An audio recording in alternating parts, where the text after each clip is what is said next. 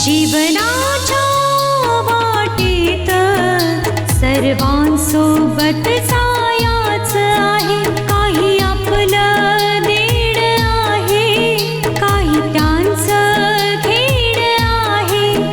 जे मिळालं सुख त्याचं काय, जे हसू हरवलं त्याचं काय. क्षण क्षण थांबून नियती घेते जीवनाची परीक्षा. परीक्षा ही परीक्षा, परीक्षा खरी परीक्षा. तुम्हाला काय म्हणायचं नेमकं? मी तुम्हाला टेररिस्ट किंवा खुनी दिसते का? मला काय माहित. आजकालचे टेररिस्ट आणि खुनी सुशिक्षित आणि सुसंस्कृत वाटतात. आदर्श कुटुंबातील एक मुलगा आहे. माझे आजोबा आहेत ना, ते स्वातंत्र्य सैनिक होते आणि आम्हाला लहानपणापासून हे शिकवलं जातं की आम्हाला सर्व मुलींचा सन्मान करायला हवा. बस जेव्हापासून ऑफिसला गेलेत एकदा सुद्धा फोन करून हे नाही सांगितलं की घरी परत कधी येणार. कुठून आलात आपण? कॅनडाहून. मी पण आताच लंडनहून आलोय. ठीक आहे, तू तिच्याशीच बोल. घे, मोनिशचा फोन आहे. हॅलो. हा सीमा, सॉरी ऍक्च्युली ते मी मीटिंग मध्ये होतो ना, म्हणून तुझा फोन नाही उचलू शकलो. काही काम होतं का तुझं? काही हवंय तुला? हो काही नाही, मला काही नकोय. फक्त मी यासाठी फोन करत होते की तुम्ही घरी कितीपर्यंत येणार? सीमा ऍक्च्युली ते मीटिंग अजून उशिरापर्यंत चालेल. मला यायला थोडा उशीर होईल. तू एक काम कर ना, जेवायला माझी वाट पाहू नकोस. जेवून घे आणि आरामात झोप. पण जरा ऐका ना.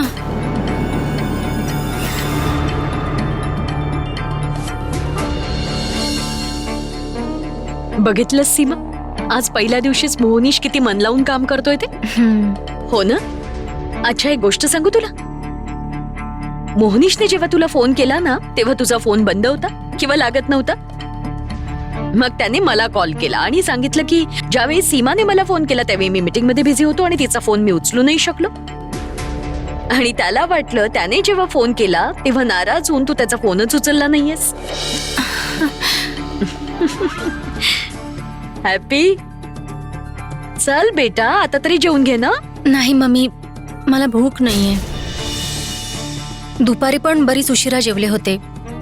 आता झोपेन मी.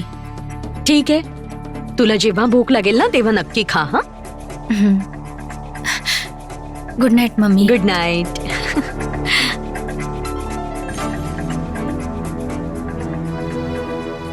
मोनिशने लेट येणार म्हणून सांगितलं, पण त्यांना हे पण लक्षात नाही का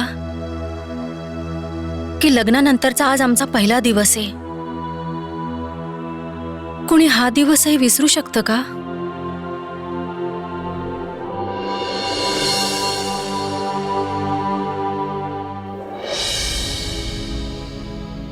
hey Krish, I miss you my dear.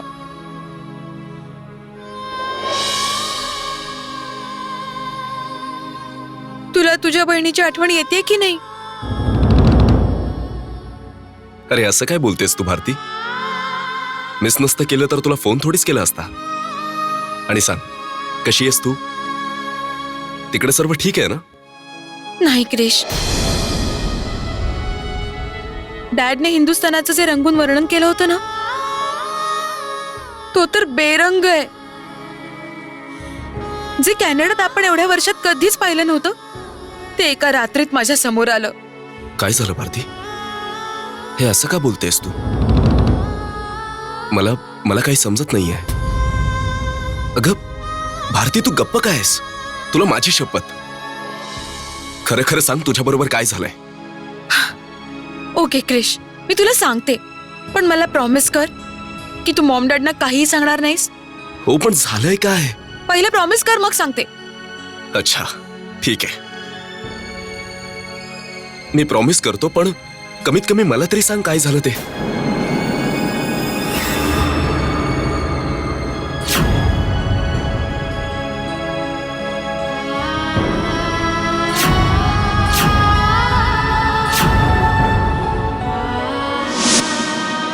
हे घे आणि पहिल्यांदा याला नवीन कपडे घेऊन दे. मेमसाब, याला पण कपडे नाहीयेत. याला पण द्या ना मेमसाब, काहीतरी द्या ना.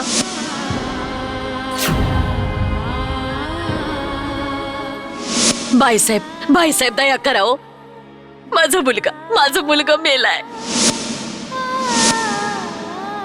त्याच्या अंत्यविधीसाठी काहीतरी द्या हो देवाच्या नावाने.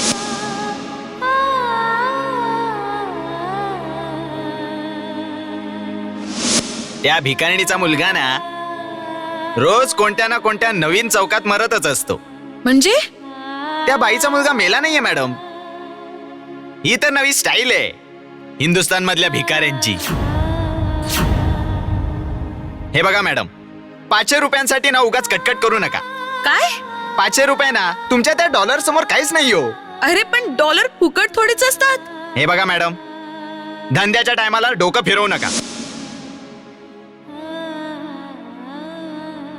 वा पक्या, मी तर फक्त पैसे आणले, तू तर खरा माल आणलास रे. मी ओरडेन लोकांना बोलवेन. ओरड, इथे तुला मदत करायला कोणी येणार नाहीये. Please help me.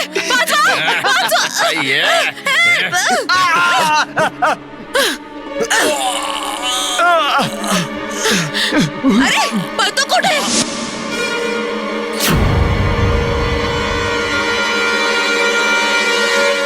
बस भारती बस. एका दिवसात तुझ्या बरोबर एवढं काही घडलं?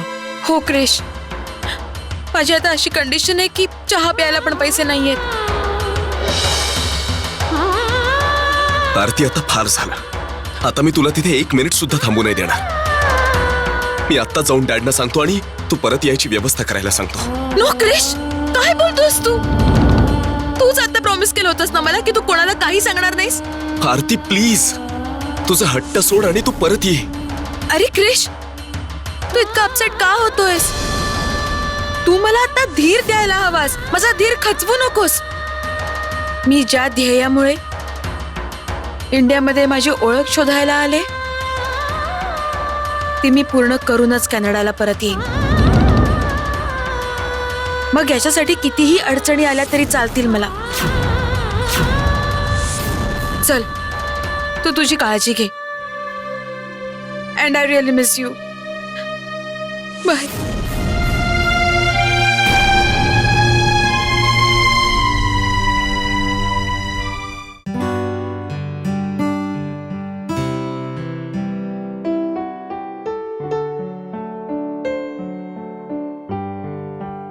हे घ्या मॅडम.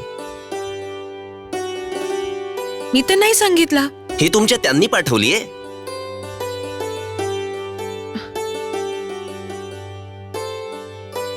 सकाळपासून 1 कप चहा पण नाही प्याले. हे घ्या मॅडम. 1 मिनिट.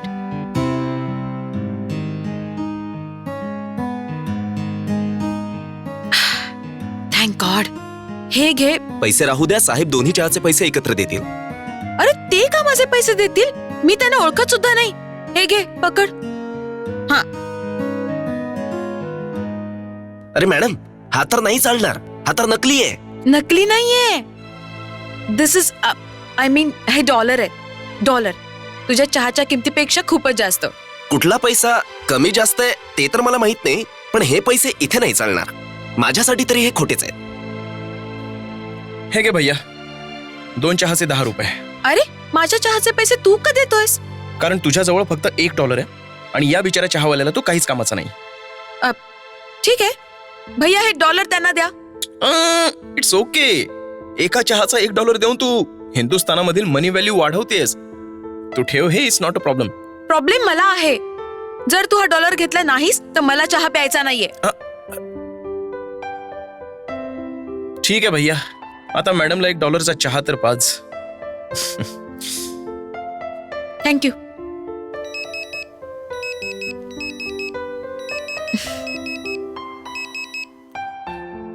हा बोल. काय माझ्या बजेटमध्ये हे घर मिळतंय? Very good, very good. कुठे? अच्छा, अट. तिथे राहायला एक अट आहे, पण काय?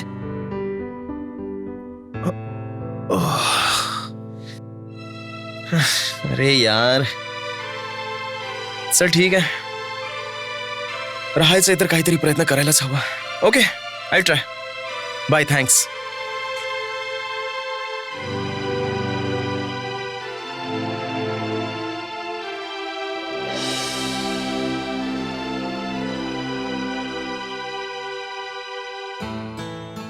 जर ठरवलं तर ही मुलगी मला घर मिळवण्यासाठी नक्कीच माझी मदत करू शकते, पण ही चिडणारी, भांडणारी खरंच मला मदत करू शकेल का?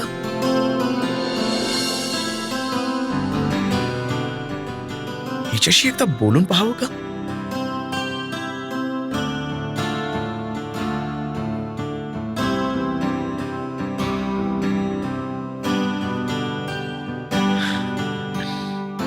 आता तूच मला सांग, या मुलीशी बोलायला हवं? जर हेड आला तर समजून जा की देवाने ग्रीन सिग्नल दिला, आणि जर टेल आला तर बोलण्यात काहीच अर्थ नाहीये.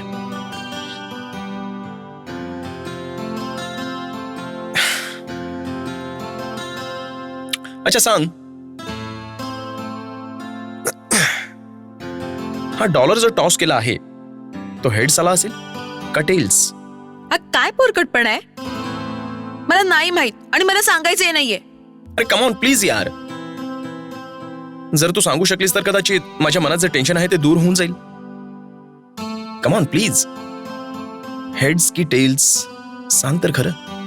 तू असा नाही ऐकणार. हेड्स.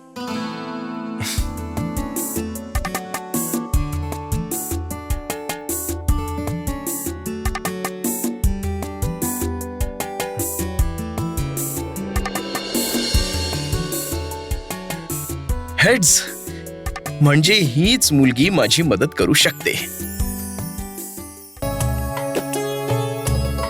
थँक्यू. कशासाठी? टॉस उडवण्यासाठी माझी मदत केल्याबद्दल. पण त्या बदल्यात मी ही तुझी छोटीशी मदत करू इच्छितोय, तुला असं बाहेर राहण्यापेक्षा घर मिळवून देण्यासाठी. थँक्यू, पण मला घराची गरज नाहीये आणि तुझ्या मदतीची तर अजिबातच नाही. तेव्हा प्लीज माझ्यासाठी विचार करणं सोडून दे. अरे का नको विचार करू? एक मुलगी कॅनडाहून इतकी दूर माझ्या हिंदुस्थानात आली, आणि येताच एका रात्रीत न जाणू तिच्यासोबत काय काय वाईट घटना घडल्या. काही भिकाऱ्यांनी, काही टॅक्सीवाल्यांनी लुटलं, हॉटेलमध्ये रूम नाही मिळाला, संपूर्ण रात्र या बाकड्यावर काढावी लागली, तर पर्स चोरी झाली. म्हणूनच एक हिंदुस्थानी या नात्याने माझं हे कर्तव्य आहे की मी तुला मदत करावी. तुला सांगू का, प्रत्येक हिंदुस्थानी एकसारखा नसतो हा. जेणेकरून तुझ्या नजरेत हिंदुस्थानची प्रतिमा अजून वाईट न हो. पण तुला कसं कळलं की माझ्याबरोबर काय काय झालंय? ते मी तुला तुझ्या भावासोबत फोनवर बोलताना ऐकलं. व्हॉट? तू माझं बोलणं चोरून ऐकलंस? नाही नाही, मी जाणून बुजून नाही ऐकलं. What actually? किती चुकीचं आहे हे. कोणाचंही बोलणं कान लावून ऐकणं. Damn it. आणि तुम्हा लोकांपासून आणखी काय अपेक्षा करू शकतो? तुम्हा लोकांकडून म्हणजे काय? म्हणजे तुम्हा सगळ्या इंडियन्स कडून. हे बघ, जर तुला मला काही बोलायचं असेल ना तर मला बोल, पण माझ्या हिंदुस्थानला, इथल्या लोकांना प्लीज काही बोलू नकोस. अरे तू आम्हा हिंदुस्थानी लोकांना किती ओळखतेस? एका रात्रीत तर बरंच काही पाहिलंय मी. अजून काय जाणून घ्यायचं बाकी आहे? जर काही लोकांनी तुझ्यासोबत वाईट कृत्य केलंय म्हणून फक्त याच कारणामुळे तू सर्व हिंदुस्थानला पाहण्याचा दृष्टिकोन नाही बदलू शकत.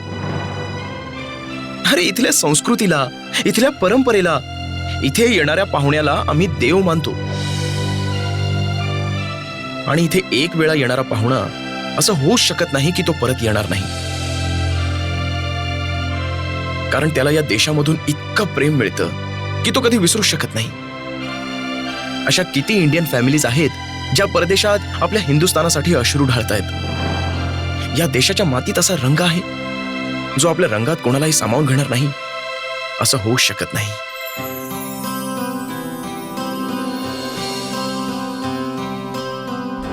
शेवटी एका हिंदुस्थानीला आपल्या मातीची ओळख होणं फार जरुरी आहे. जाऊन बघ तर, तिथला सुगंधच वेगळा आहे. तू एक वेळ अनुभवशील ना तर आयुष्यभर विसरणार नाहीस बेटा. इथे किती वेळ विचार करत बसशील तू?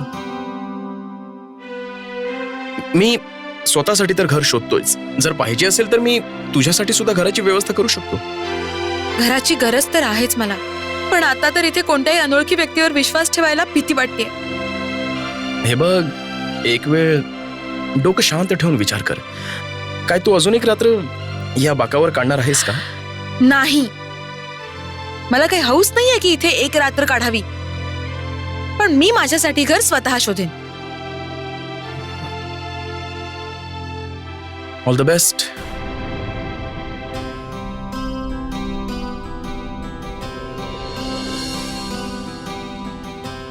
इंडियाबद्दलचे ह्याचे विचार डॅडींच्या विचारांशी किती मिळते जुळते.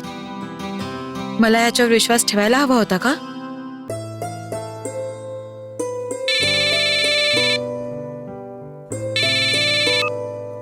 हा मॉम, काय झालं आता?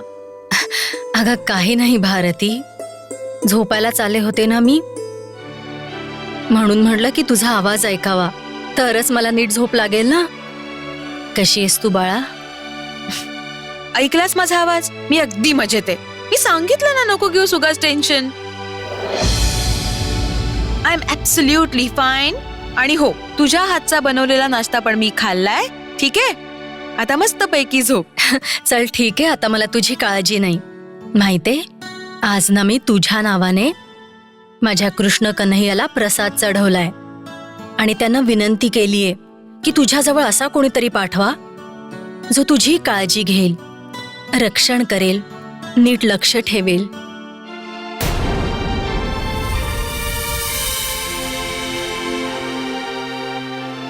अच्छा बाळा, आता मी फोन ठेवते.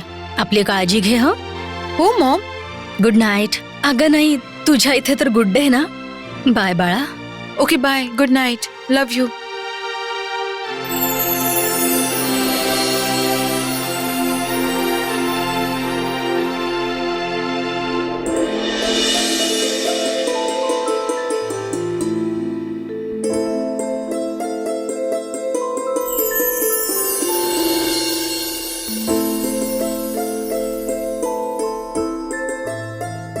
आपल्या पहिल्या रात्रीसाठी तुझ्या पतीकडून एक छोटंसं गिफ्ट.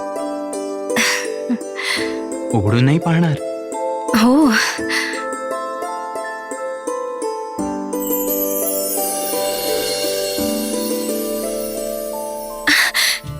खूपच सुंदर आहे. सुंदर पत्नीसाठी एक सुंदर भेट. घालून नाही दाखवणार?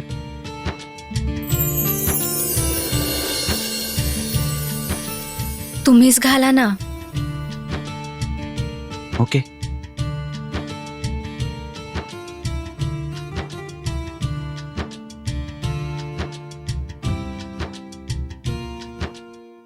सीमा, ऍक्च्युली तू विचार केला असेल की तुझा पती पण किती बावळट आहे. लग्नाच्या पहिल्याच रात्रीच घरी उशिरा येण्याबाबत बोलतोय.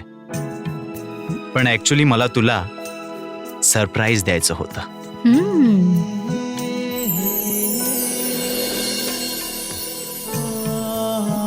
खूप सुंदर. सीमा, तुझ्या सौंदर्यासमोर हा हार फारच फिका वाटतोय.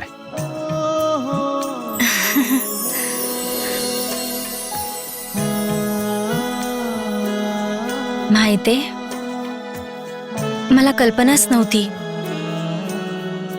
की तुम्ही इतके रोमॅन्टिक आहात.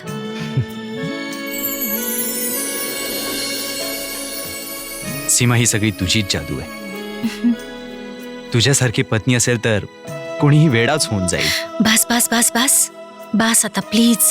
No Seema, really thank you so much माझ्या आयुष्यात आल्याबद्दल आणि सर्व सुखांबद्दल. आज मला जाणवलंय की माझं जीवन किती अपूर्ण होतं, पण तू माझ्या आयुष्यात येऊन त्या पोकळीला भरून काढलास. Thank you so much. प्लीज तुम्ही मला थँक्यू नका म्हणू, कारण थँक्यू तर परक्यांना म्हटलं जातं आणि आता आपण दोघं तर एक आहोत. राईट.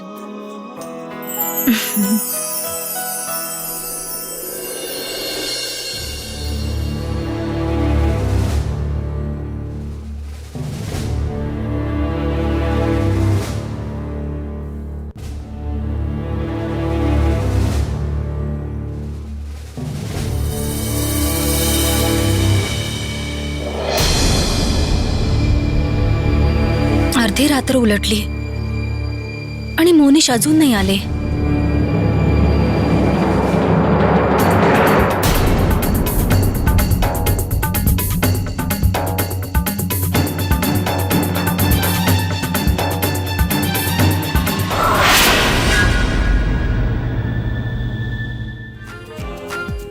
अगदी योग्य बोललीस तू. मी तर नाटकच करतोय, पण तू हे सर्व खरंच करायला पाहतेस. अगं, हे गार्डन आहे, कोणतं हॉटेल नाही. इथे एकट्या मुलीचं बसणं ठीक नाहीये. दिवस तर कसाही निघून जाईल, पण रात्री जर कोणी गुंड तुला त्रास द्यायला आला तर तू काय करशील? कोणाला बोलवशील? हे बघ, माझ्या घराची तर व्यवस्था झालीच आहे आणि मी तुला शेवटचा सल्ला देतोय. वेडेपणा करू नकोस आणि चल माझ्यासोबत.